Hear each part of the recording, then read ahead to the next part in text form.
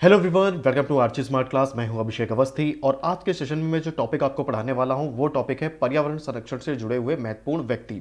तो सेशन शुरू करने से पहले थोड़ा सा मैं आपको बता देता हूं अनअकैडमी प्लस के बारे में। आपको पता होगा मैं अनअकैडमी प्लस पे भी पढ़ाता हूं। तो अगर आप एमपी टेट एग्जाम की प्रिपरेशन कर रहे हैं तो अनअकैडमी प्लस आपके लिए एक नया बैच कोर्स लेके आया है जो कि आपके एमपी टेट एग्जाम के लिए बहुत ही ज्यादा यूजफुल रहने वाला है। इस बैच कोर्स में आपको इंडिया के सभी टॉप के एडुकेटर्स मिल जाएंगे और इस बैच कोर्स में मैं भी आपको पढ़ा रहा हूं ईवीएस। तो अगर आप एमपी टेट एग्जाम की प्रिपरेशन कर रहे हैं तो मेरे डिस्क्रिप्शन में इसका लिंक दिया हुआ है, वहां पे जाकर इस बैच कोर्स का आप एनरोल कर सकते हैं। और अभी तक अगर आपने अनअकैडमी प्लस का सब्सक्रिप्शन नहीं लिया है तो यह अनअकैडमी प्लस का सब्सक्रिप्शन प्लान अगर आप 1 ईयर के लिए ज्वाइन करते हैं अनअकैडमी प्लस को तो सिर्फ आपको 899 फीस पेड करनी होती है, लेकिन इसमें भी अप्लाई कर लेते हैं अगर आप मेरा रेफरल कोड ABRG10 तो मिलता है आपको 10% का डिस्काउंट। और इस सब्सक्रिप्शन में आप सीटेट, यूपीटेट और अदर स्टेट के जितने भी टेट एग्जाम है जैसे कि रीट और एमपीटेट वगैरह, इनको भी पूरे 1 साल तक एक्सेस कर सकते हैं। बीच में आपको कोई भी फीस पेड नहीं करनी है। तो मेरे डिस्क्रिप्शन में इसका लिंक दिया हुआ है, वहां पर जाके इस बैच को आप एनरोल कर सकते हैं। तो चलिए अब हम लोग शुरू करते हैं आज का सेशन। और आज का जो टॉपिक है वो है महत्वपूर्ण व्यक्ति, पर्यावरण संरक्षण से जुड़े हुए महत्वपूर्ण व्यक्ति। तो आज का पहला प्रश्न है कि निम्नलिखित में से जो वृक्ष माता है वो किसे कहा जाता है। तो निम्नलिखित में से वृक्ष माता किसे कहा जाता है? आपका सही आंसर है सालू मर्दा थिमक्का। सालू मर्दा थिमक्का जो का संबंध है केरल राज्य के साथ में और इनको कहा जाता है वृक्ष माता। ध्यान रखेंगे इन्होंने अपने जीवन में बरगद के 400 पेड़ लगाए। इन्होंने बरगद के कितने वृक्ष लगाए? 400 पेड़ लगाए। और अपने पूरे जीवन में इन्होंने 8000 से ज्यादा वृक्ष लगाए, 8000 से अधिक इन्होंने पेड़ लगाए। इसलिए सालू मर्दा थिमक्का को वृक्ष माता जो है वो उपाधि प्रदान की गई। तो सालू मर्दा थिमक्का को कहा जाता है वृक्ष माता। याद रखिएगा इस प्रश्न को। अगला प्रश्न है कि प्रकृति संरक्षण समिति की स्थापना किसके द्वारा की गई थी? तो प्रकृति संरक्षण जो समिति है इसकी स्थापना जो है वो की गई थी सुगाथा कुमारी के द्वारा। और जो सुगाथा कुमारी हैं, ध्यान रखेंगे साइलेंट वैली आंदोलन में भी इन्होंने अपनी महत्वपूर्ण भूमिका जो है वो निभाई थी। तो इसको भी याद रखेंगे। साइलेंट वैली आपको पता होगा भारत में सर्वाधिक जैव विविधता वाला क्षेत्र है जो कि आपका पश्चिमी घाट में स्थित है। ठीक है, तो इसको भी याद रखिएगा।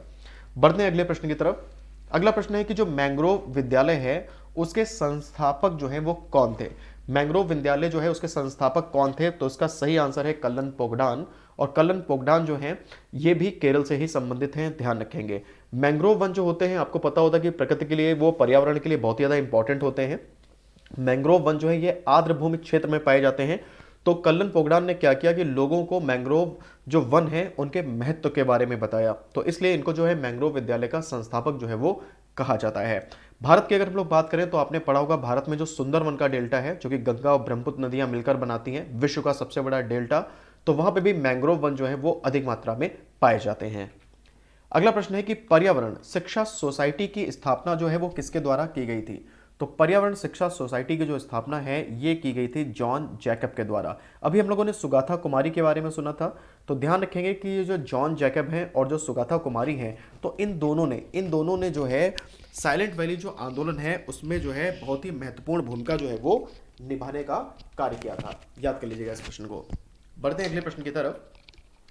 अगला प्रश्न है कि चिपको आंदोलन की जो शुरुआत है वो किसके द्वारा की गई थी?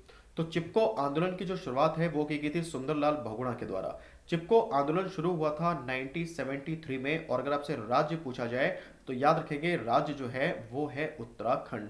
तो बहुत इंपॉर्टेंट क्वेश्चन है, जरूर याद रखेंगे। चिपको आंदोलन की शुरुआत सुंदरलाल बहुगुणा के द्वारा 1973 में उत्तराखंड में की गई थी।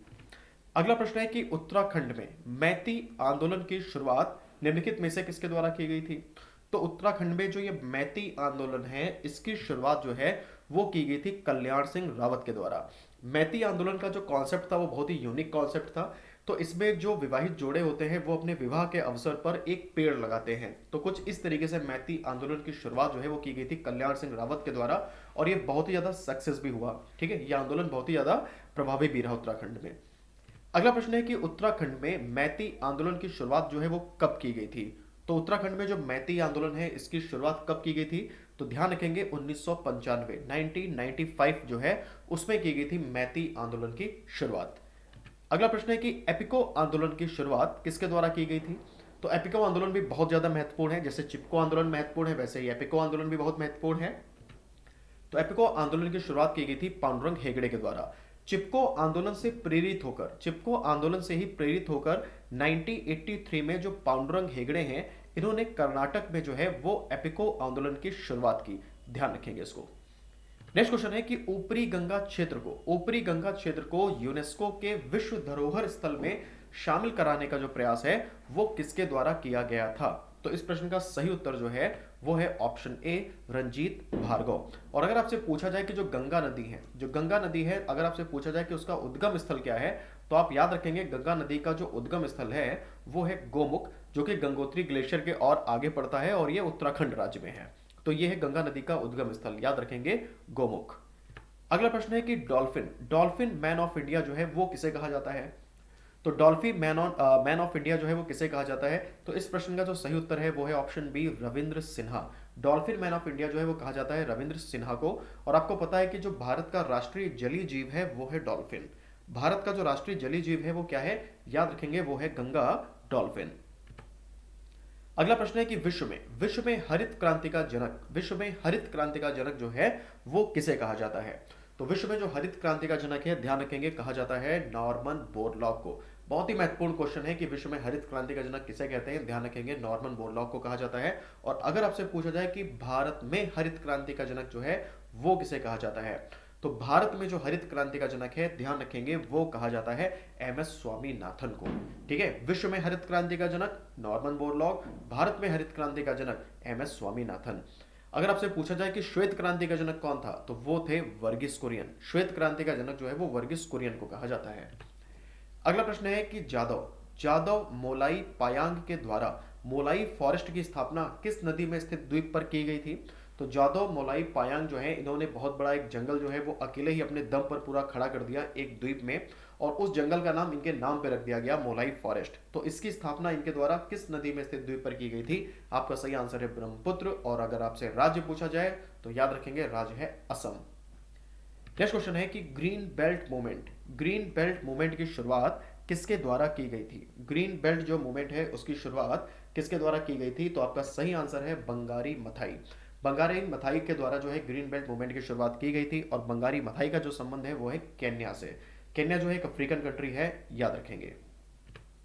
अगला प्रश्न है कि दासोली ग्राम स्वराज मंडल की स्थापना निम्नलिखित में से किसके द्वारा की गई थी? तो जो दासोली ग्राम स्वराज मंडल है इसकी स्थापना किसके द्वारा की गई थी? तो इस प्रश्न का सही उत्तर हो जाएगा आपका चंडी प्रसाद भट्ट। तो बहुत इंपॉर्टेंट क्वेश्चन है ये, जो ये दासोली ग्राम स्वराज मंडल है, आगे चलकर जो यही संस्था है वो चिपको आंदोलन की सूत्रधार बनी थी। तो अगर आपसे पूछा जाए कि चिपको आंदोलन के प्रेरणा स्रोत कौन थे, तो वो थे चंडी प्रसाद भट्ट। और दासोली ग्राम स्वराज मंडल ने बहुत ही महत्वपूर्ण भूमिका जो है वो निभाई थी चिपको आंदोलन की शुरुआत करने में।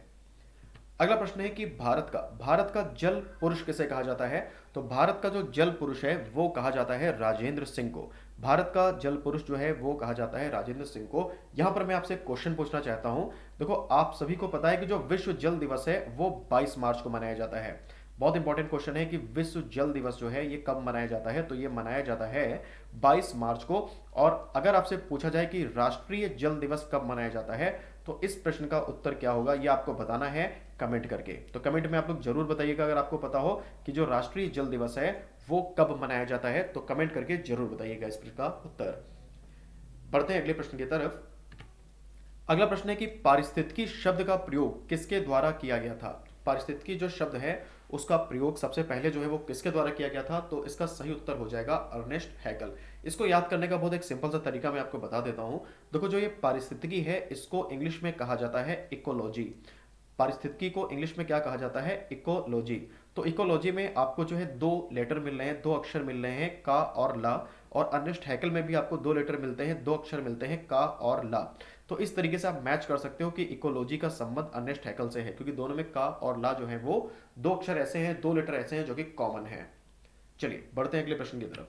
अगला प्रश्न है कि पारिस्थितिकी तंत्र शब्द का प्रयोग सबसे पहले किसके द्वारा किया गया? पारिस्थितिकी तंत्र यानी कि इकोसिस्टम। तो इकोसिस्टम शब्द का प्रयोग सबसे पहले किसके द्वारा किया गया? तो इसका सही आंसर है एजी टांसले। इसको भी मैं आपको याद करा देता हूं। देखो, मान लो कि कोई अगर सिस्टम है, कोई भी एक सिस्टम जो है वो हमें तब समझ में जल्दी आ जाता है अगर वो इजी हो। अगर क्या हो? वो इजी हो। ठीक है, अगर इजी और हार्ड दो तरीकों के कोई भी सिस्टम है तो हमें जो इजी वाला सिस्टम है वो जल्दी समझ में आएगा।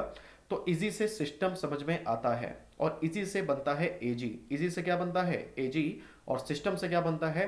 इकोसिस्टम यानी कि पारिस्थितिकी तंत्र। तो इस तरीके से आप याद कर सकते हैं कि इकोसिस्टम हमें समझ में आता है, क्यों? क्योंकि ये इजी है। इजी यानी कि एजी ट्रांसले, याद कर लीजिएगा इस तरीके से।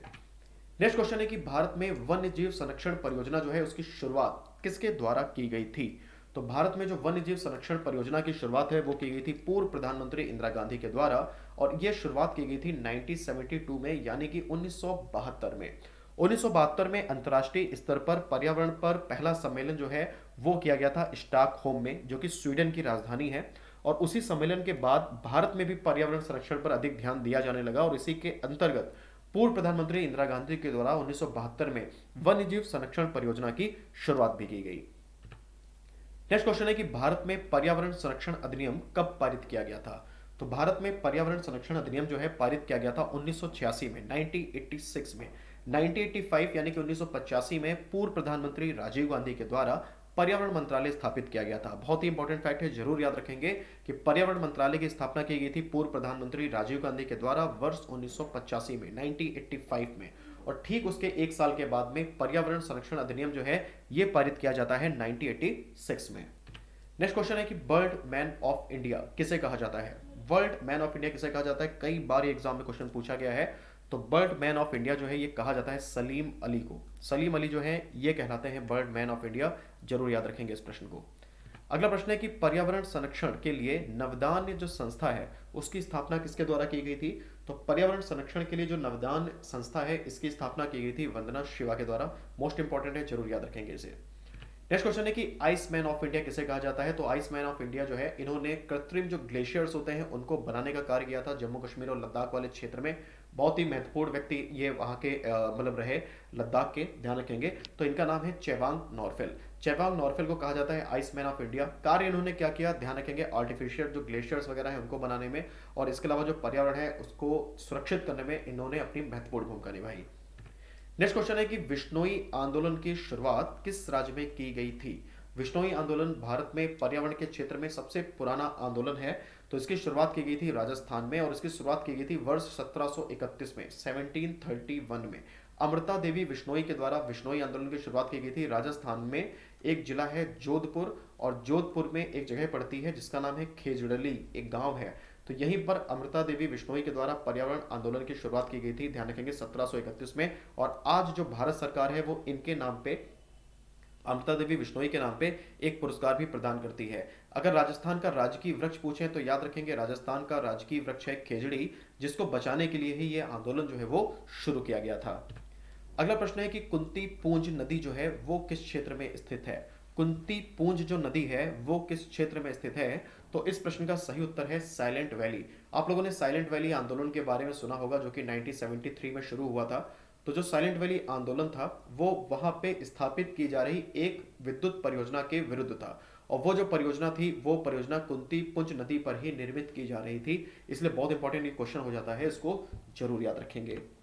अगला प्रश्न है कि वर्ष 1980 में जंगल बचाओ आंदोलन की शुरुआत किस राज्य में की गई थी? तो वर्ष 1980 में जो ये जंगल बचाओ आंदोलन है इसकी शुरुआत की गई थी बिहार से।